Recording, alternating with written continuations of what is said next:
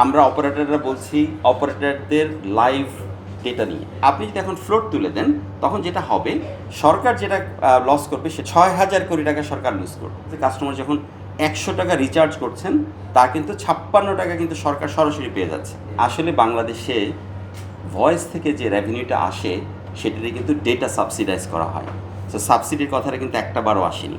আমরা কি করি, আমরা ভয়েসের যে আমাদের যে প্রাইসটা আছে সেই প্রাইসটা নিয়ে আমরা ডেটাটাকে আমরা প্রমোট করছি, যার কারণে আপনি দেখবেন এখন বাংলাদেশের কিন্তু ডিভাইস পেনিট্রেশন বারবার করে যেটা বলা হচ্ছে এটা কিন্তু এখন 70-র উপরে চলে গেছে। সো আমরা কিন্তু গত এক বছরে আমরা যেখানে 56% ছিল 2024-এর শেষের দিকে, সেখান থেকে কিন্তু আমরা প্রায় 70% উপরে চলে গেছি। অফকোর্স এখানে অনেক কন্ট্রিবিউশন আছে, রেগুলেটররা অনেকভাবে ইন্টারভিউ করেছে, আমরা দেখেছি মার্কেটে প্রাইস আপনার অনেকটা কমেছে এবং মানুষের অ্যাফোর্ডেবিলিটিও বেড়েছে, যার কারণে হয়তো বা আরও অনেকগুলো কারণ থাকবে।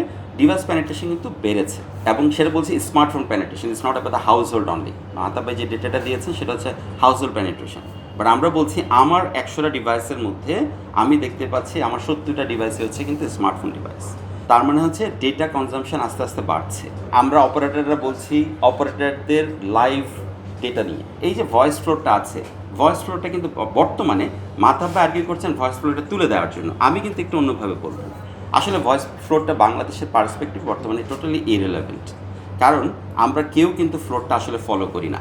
আমি যখন ভয়েস এবং ডেটা এবং বান্ডেলের দিকে যাচ্ছি তখন এটার কিন্তু আসলে কোনো রিলেভেন্সি নেই, এটা রিলেভেন্সি আসলে অন্য জায়গায়। সেটা হচ্ছে আপনি যদি এখন ফ্লোর তুলে দেন তখন যেটা হবে, কম্পিটিশনটা এমনভাবে স্কুইড হবে তখন আপনাকে কিন্তু ডেটা প্রাইসটা আপনাকে বাড়াতে হবে, তখন কিন্তু আপনার উপর একটা বড় ধরনের হিট হবে।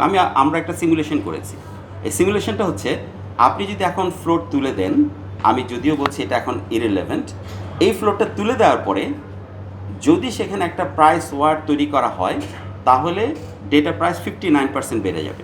তার মানে হচ্ছে আপনার যে এখন ডেটা প্রাইস আছে সেটা 59% বেড়ে যাবে এবং ইমিডিয়েটলি সরকার যেটা লস করবে সে ৬,০০০ কোটি টাকা সরকার লুজ করবে। আমাদের যে বর্তমান ইন্ডাস্ট্রি রেভিনিউ এটা মাল্টিপল লেভেলে বেড়েছে।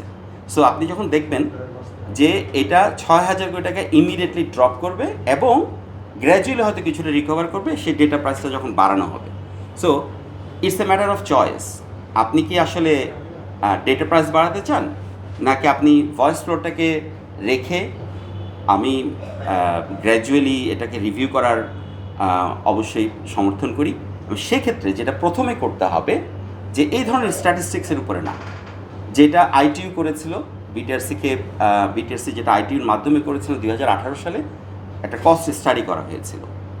আমরা অপারেটররা as a responsible business organisation আমরাও মনে করি যে যে কোনো প্রাইসিং হওয়া উচিত সেটার কস্ট প্রাইসিংয়ের উপর ভিত্তি করে। আপনারা যেটা দেখছেন 54%, ইনফ্যাক্ট ইটস 56%-এর উপরে চলে গেছে এখন যে ট্যাক্সটা বর্তমানে আপনারা দিচ্ছেন। আমি অ্যাজ এ কাস্টমার বা আপনি অ্যাজ এ কাস্টমার যখন ১০০ টাকা রিচার্জ করছেন তা কিন্তু ৫৬ টাকা কিন্তু সরকার সরাসরি পেয়ে যাচ্ছে। সো তার মানে আপনার কন্ট্রিবিউশনটা কিন্তু সবচেয়ে বেশি। আবার আমি যখন সেটা আমার প্রফিট লেভেলে নিচ্ছি আমার এফেক্টিভ ট্যাক্স রেট গিয়ে দাঁড়াচ্ছে ৭০ থেকে ৭২%। অপারেটর ভ্যারি করে, বাংলাদেশের ক্ষেত্রে ৭২, আমাদের ক্ষেত্রে ৭০, গ্রামের ক্ষেত্রে হয়তো ৬৮। সো এফেক্টিভ ট্যাক্স রেটটাও কিন্তু অনেক হাই। আমাকে হলিস্টিকলি জিনিসটা দেখতে হবে।